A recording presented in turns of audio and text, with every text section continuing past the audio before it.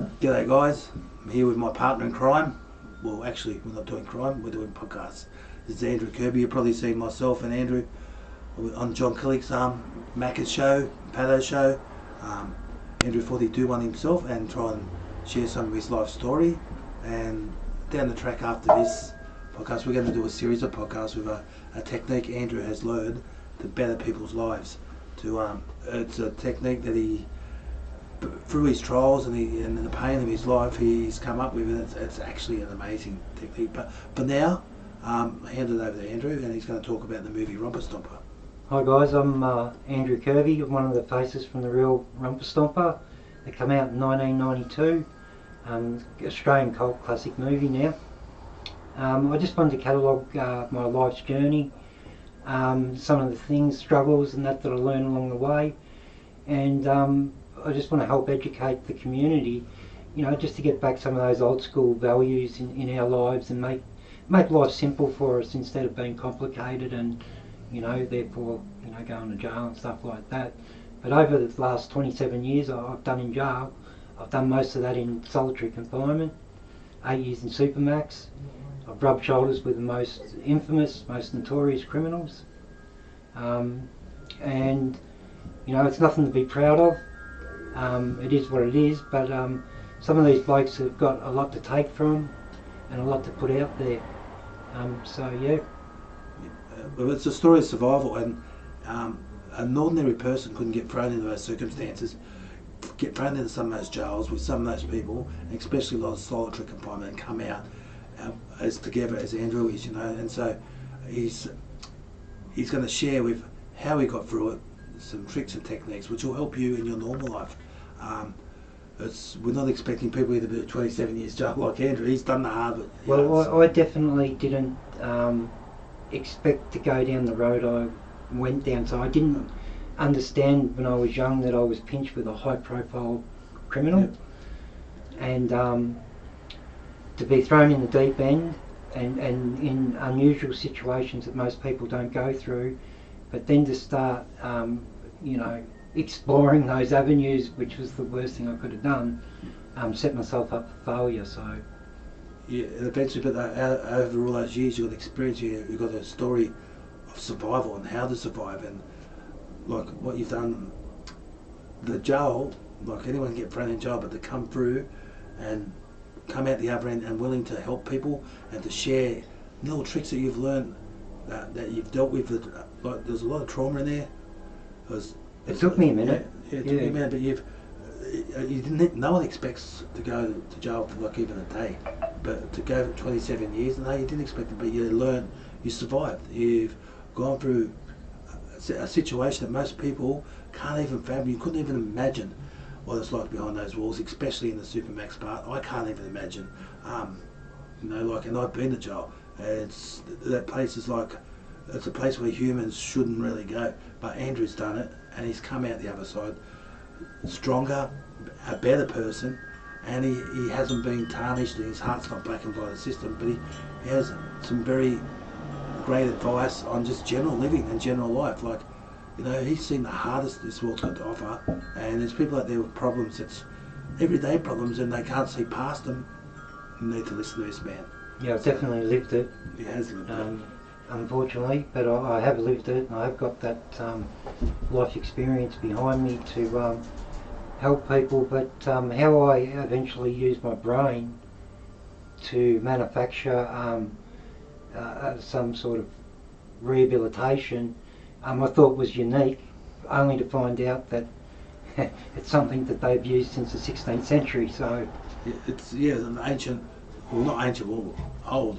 Like it's from the Renaissance. Yeah, period. From the Renaissance, which philosophers and great minds have actually used, and Andrew's on his own stumbled on it and put it to work. And in effect, we can't really go into what we're talking about now, but it is absolutely amazing. So, in future podcasts, he will share that, and he'll give you some real everyday working techniques to get through the barriers in your life, and show you how he come through his trials and tribulations, if you want to say those words. It does work. Yeah. So I put it to test with a couple of people, yep, and they went on to be fairly successful. And that's what made me think I've got something unique there to offer people to use as they want to reconstruct their lives. Yep, and like with both of us too, I haven't been in the system as long as Andrew, but I have been through the system, and I've been through the juvenile system. And when I hear to glorify it, when I hear to tell war stories about jail and make out we're hectic and this and that, we're telling real stories of survival, real stories of advice. We want to help people. We don't want to be like come along and talk about. We're not proud of what we've done, but we're not ashamed we own what we've done, are we? But yeah. You want to be able to identify the situation, and so by telling those stories, you'll know those situations. You can identify them and make the decision prior to making, suffering the consequences. So, if you identify these issues and work around them, work soundly, you'll get through them. You'll push through them. So that's why we're telling the stories. Plus, Brooksy's got a fairly high level of intelligence. And, sometimes. True that. No. But it's truly intelligent. I wouldn't want to end up behind those walls. But then again. But you've got something that a lot of other people don't have, and you've got a lot of smarts about you. And yeah. So we're not. If you just want to watch the prison genre and the crime genre and the gangster genre, jump on and watch American podcasts with there's some gangsters over there, there's some lokes and there's some Crips and there's Mexican Mafia. Mexican Mafia, and it's all there. We're not about that. Okay, we might have seen some of that life. Andrew probably a lot more than me because he spent a lot of years behind those bars. I've seen stuff on the streets, but we're not here to talk about it. I'm not here to glorify it. I'm not here to rehabilitate drug addicts or anything like that. We're here for every single one of you out there who's struggling, and you might find something to give hope. And no matter where you are in this world or how bad you are and how much you've been driven down the dirt, you can just get back up and keep going. Andrew is living proof of that. And it's a work every day. Every day we have to work at our own happiness, at our own sanity, because what we've been through in both our lives, it's hard yards. It's emotionally and physically hard. It's heartbreaking, but we don't let it break us. And I'm going to learn from Andrew too, because I know he's told me a bit about how he survived through this, and it's something. It's absolute gold. It's okay. You can watch all your like Anthony Robbins and their Dr. Robert Kiyosaki's and Rich Dad Poor Dad and all this and that. The advice that Andrew's got, you won't find any better advice. It's up there with him. It's up there. Yeah, it's not like without a doubt. Yeah, you're not going to stand there and pump people up and say, yeah, you can do it, blah blah. He's going to give you an actual working method, and he's living proof, absolute living proof. And there's a lot of reasons why it does work. It's the shift in the brain pattern. It's also, therapeutical. It's also engaging, learning, and it's just a skill set that people seem to have forgotten. And having those skills in your toolbox can only enrich your life. And honestly, like 27 years behind bars, and you have an idea like this, you've got a lot of time to punch in and perfect it and put it into action. Especially in solitary. Yeah, he used this right through his job. It's not just something come up with at the end of it all. He used it as a working model to survive and come out ahead. So it's going to be absolutely amazing. But getting back to just quickly, we'll cover the movie Romper Stomper, because everyone seems fascinated with it. And it's like, it was a good movie. It was actually a good movie. It's like it was probably one of the first Australian blockbuster movies out there, up there with like Crocodile Dundee. It was up there, but how factual do you think that movie was? Like, no, well, it wasn't factual, and it couldn't be factual because when he was writing in the script about us, in particular our gang, that we were still going on trial, so that would have interrupted our trials, unfair, on both sides, and could have led to convictions or acquittals. So he pretty much had to just mix it all up. But it goes way back to 1986 when he started the movie. Jeffrey Wright did. He started the script and then he put it down because it was politically incorrect. So you didn't go running through tunnels and Footscray and we jumping on Asians and taking their skateboards? We did everything you could. You could. But the movie was pretty full on. But honestly, some of the stuff that he's been through is more full on in the movie. Like you couldn't even put that stuff in the movie. Yep. No, our life was 100 times worse than that movie.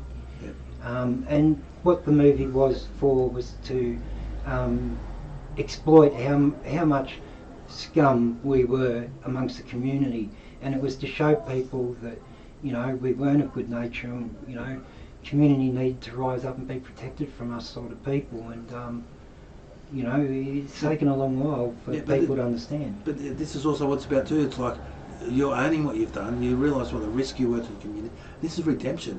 This is your way of giving back over and beyond to the community, to those who are willing to listen. Like, people mightn't want to listen to us.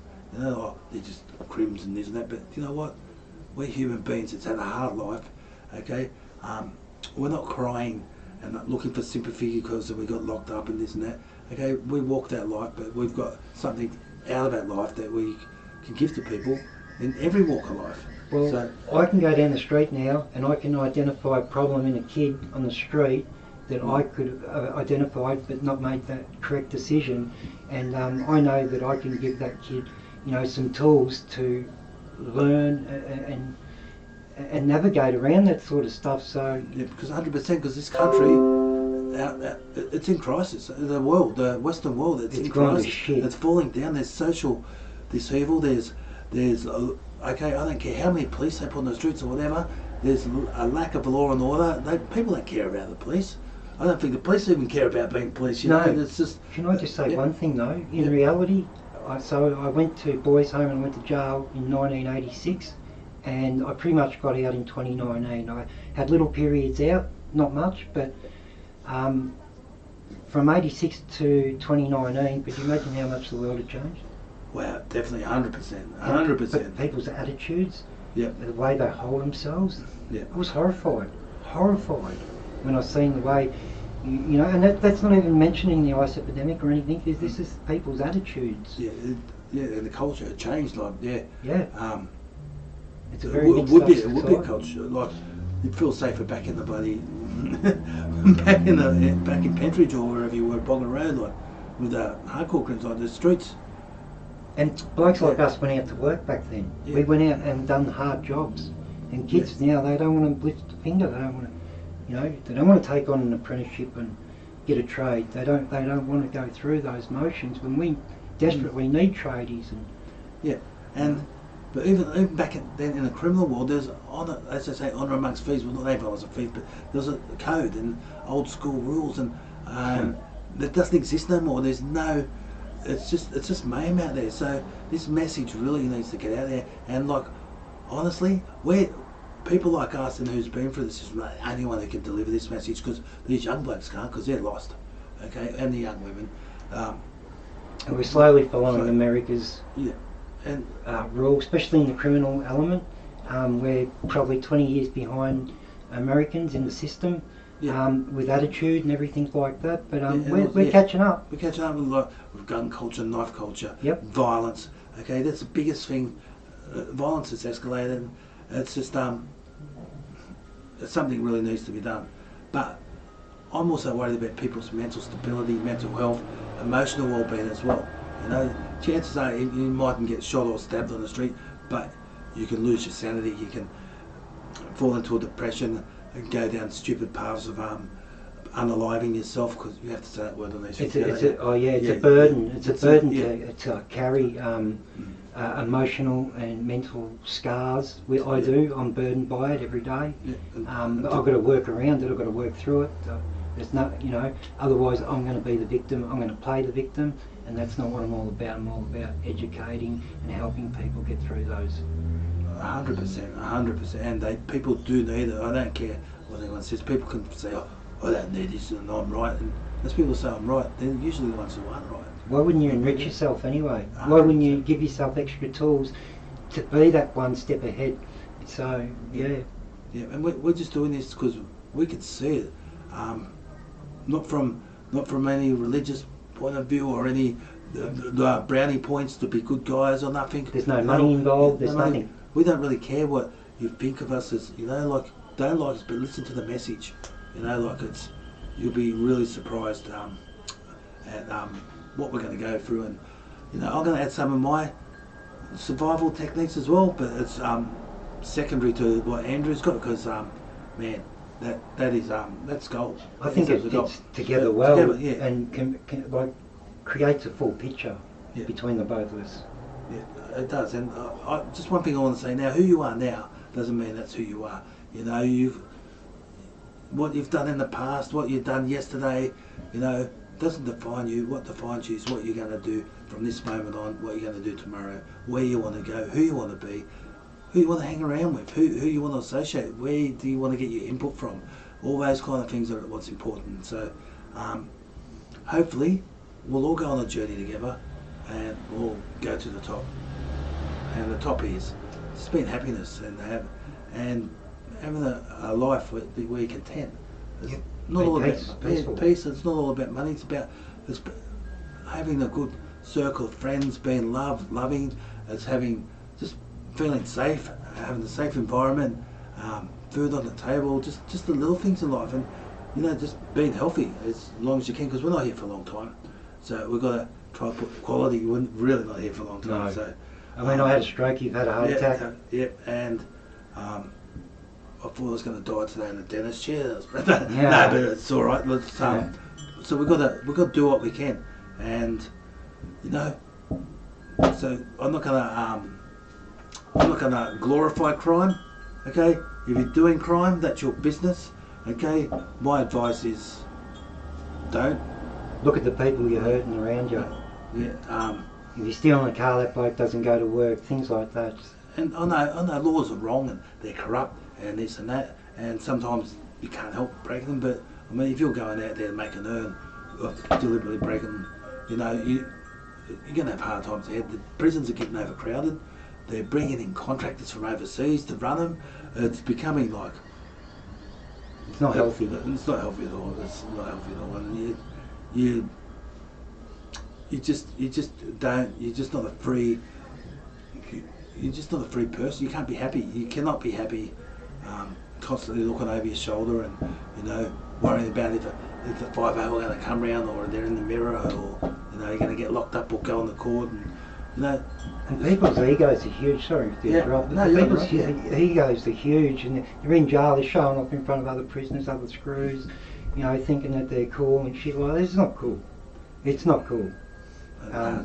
It's just what about your family that's at home? You know, what about providing for your kids and things like that? Things that we should be really getting down to do. You know, some of these people want to fuck up. Go join the army. You'll have the same structure, the same fun. Yeah, and you know what? Like if you're in the army, you fuck up and you're in a combat zone, well, problem solved. Yeah. You're unalived. Yeah, you're unalived. You fill a body bag, and you know. But anyway, like it's up to each and every one of us to be there for each other, to lift each other up, show a bit of love, a bit of care, a bit of compassion, and not judge each other. Just be good people, and I don't know. We're trying. I'm not doing it for you or him or for the cops. I'm doing it for me. I'm doing it for me, and by doing it for me, it affects those around me. They get better quality in their life too. So. And I'll only do things I believe in. If I don't fully commit, then I'm not interested in them. But this I believe in. 100%. But we'll probably start wrapping this up now a bit. But this is the first of any. We're going to work in together because we're on a mission. We're on a mission, and the mission is going to be getting the message out there, helping as many as we can. Don't be afraid of failing. You know, it's never too late. It's never too late. And hopefully on our journey that we share together, we'll get over the line. And bring back that old school mentality, the morals, the strength of the family unit. You know, what our grandparents brought back from the war taught us, you know, how to be men. You know, get back to that sort of stuff, and, you know, you'll find that you'll make money legally a lot quicker, you'll be more content a lot quicker, and happy days. Yeah, and if you haven't already, check out Macca's podcast and John Kelly. People like him, they're people we respect, and they've done the hard yards. They're not going to give you bum advice. Okay. John's got some good words of wisdom. Yeah, John's got some great words of wisdom. He is really he's redemption. He's turned his life around, and people like John and that, they're literally a dying breed, and we need to capitalise and cash in on, and like people like Andrew on that. Like, you're not going to get many people really hardened, people who's done the hard yards, who's going to sit down and talk to you as a friend and share, you know. And can I just say one thing? People might think I'm a bullshit artist or whatever. Bring it on. Come see the paperwork for your own eyes. Come and see all the footage discs and everything like that. See it for your own eyes if you don't believe it. You know, I think I'm full of shit. Because other people in the past thought I was full of shit, and when they found out the truth, didn't they look like the right old idiot? He's definitely not full of shit, but that's you know, a lot of people who've got tall poppy syndrome is that, but it's not even trying to be a tall poppy. He's just trying to be a person who's putting back, and that's like, it. you know, and I can spend a good yarn now and then. So I don't know, I'm not really full of shit, but I can spend a good yarn. Hey, you got good yarn. I've got a few yarns along the way, a few war stories, as I say, but not like the war stories you expect to hear. But just my own personal experiences. Craziness, my own craziness. I've been my own worst enemy. I was, you know. But anyway, we're overcoming that. Thanks for watching. And I've seen how far you've come from the people that you've knocked around with. Yep. You know, the things that you've gone through, and I've seen that, you know, you've gone through them, and some of them blokes are good blokes, and you've come out the other side. Yeah. You know, far ahead of where you were at. So. Yeah, and yeah, I will say too now, like, not all crims are bad people. When the reason we can't hang around because we're all lost and we all lead each other astray. There's no leadership in that amongst criminals to get a good life. It's like the blind leading the blind. Especially the career criminals. I'm not going to bag them out because there are some good people in there with good hearts and that, but they don't really care about your life. Yeah. You fall down, they're going to get what's on you and keep walking. That's it. But I'm not bagging out the people that have my past associates, but I had to break a lot of that to move on and find myself. Okay, I couldn't find myself amongst all the noise, and you know, we're all fighting and competing in that world just to have a bit of recognition, a bit of respect. But that's not respect. That's not respect, you know. Respect is having self-respect and owning what you've done, being responsible for yourself and those around you and the community at large, and just living the best life you can. Anyway, we'll sign out. We're going to catchphrases. Adios, amigo. BoobTube. BoobTube, yeah. Yeah, BoobTube. Oh, yeah. Okay, we'll get along like we watch Pat, he's got his cats. What's he say? Oh, you can go now. Yeah. No, we don't want you to go now. We want you to stay and sit here and watch us a blank screen. No, anyway, see you later.